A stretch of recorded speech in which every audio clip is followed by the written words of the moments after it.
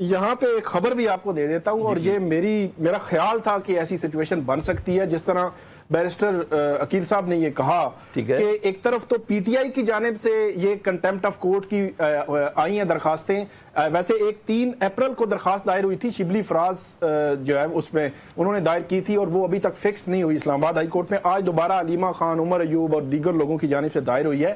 لیکن خبر یہ ہے جو آپ کے پروگرام میں سب سے پہلے لا رہے ہیں کہ اڈیالہ جیل کے حکام کی جانب سے بھی ایک کنٹیمپٹ کی جو ہے پٹیشن فائل ہو چکی ہے. اچھا، کہ اس میں انہوں نے کچھ جو لیا ہے، گراؤنڈز لیے ہیں. اب آئیے مسکراہٹ عقیل ملک صاحب کے چہرے پہ، اب آئیے مسکراہٹ. اب وہی کہہ رہا ہوں، اب مجھے اب آئیے سمجھ میں وہی سمجھ رہا تھا عقیل صاحب وہ دور کی کوڑی کہاں سے لے کے آئے. عقیل صاحب آپ کو کیا لگتا ہے کہ سلمان اکرم راجہ صاحب کی کرسی کہیں خطرے پہ ہے یہ پی ٹی آئی کی دڑے بندیوں کی وجہ سے؟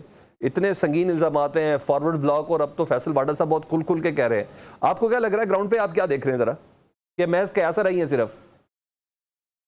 پہلی بات تو یہ ہے کہ یہ 9 مئی 2023 سے لے کر اب تک اور 8 فروری سے پہلے کئی دفعہ ہم سن چکے ہیں کہ یہ پی ٹی آئی جو ہے وہ ختم ہو جائے گی، ایک پولیٹیکل پارٹی. تو ایک چیز ہمیں بالکل کلیئر سمجھنی چاہیے، مسلم لیگ نون کے حوالے سے بھی ایسی ہی پرسپشن تھی، ایسی ہی رائے تھی، لوگ یہی کہتے تھے جب میاں نواز شریف فیملی جیلوں میں چلی گئی. پولیٹیکل پارٹیز ختم نہیں ہوا کرتی، یہ مطلب طے شدہ ہے. لوگ تبدیل ہو جاتے ہیں، وہ بھی کچھ جو عہدیدار ہیں وہ تبدیل ہوتے رہتے ہیں، کیونکہ سچویشن کروشل ہے، کبھی ایک آ رہا ہے کبھی دوسرا آ رہا ہے. تو اس میں بھی آپ دیکھیں کہ جو 9 مئی 2023 سے 8 فروری تک ایک ان کا دور تھا، پھر 8 فروری سے آنورڈ اب تک، تو اس میں تبدیل ہوتے رہے ہیں، سیکرٹری جنرل تبدیل ہوتے رہے ہیں. سلمان اکرم راجہ صاحب آج اگر اختلافات ہیں، معاملات ہیں، ہو سکتا ہے ان کو تبدیل کر کے کسی اور کو لگا دیا جائے، یا چیئرمین آلریڈی جو ہے موجود ہیں، یا سیکرٹری اطلاعات تبدیل کر دیا جائے. پولیٹیکل پارٹی قائم رہے گی. 8 فروری سے پہلے تو یہ تاثر تھا کہ وہ کہیں ایگزسٹ ہی نہیں کرتے، لیکن 8 فروری کے ریزلٹس نے سب کو حیران پریشان کر دیا. پھر 9 فروری بھی آیا. تو یہ وہ جو سچویشن ہے، میرا خیال ہے کہ سلمان اکرم راجہ صاحب ایک بڑے سوبر قسم کے وکیل ہیں، لیکن کیونکہ انہوں نے جو سیاست ہے، باقاعدہ جو وکلا کی سیاست ہوتی ہے، اگر وہ بھی انہوں نے کی ہوتی تو یقینی طور پر اس میں ان کو بہت کچھ انہوں نے دیکھا ہوتا.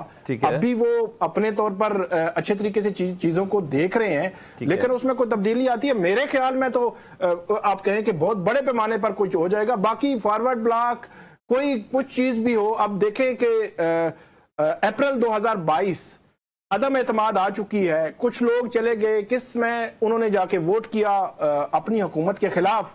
عدم اعتماد کامیاب ہو جاتی ہے. وہ لوگ جب الیکشن میں جاتے ہیں تو الیکشن میں تو ہار جاتے ہیں.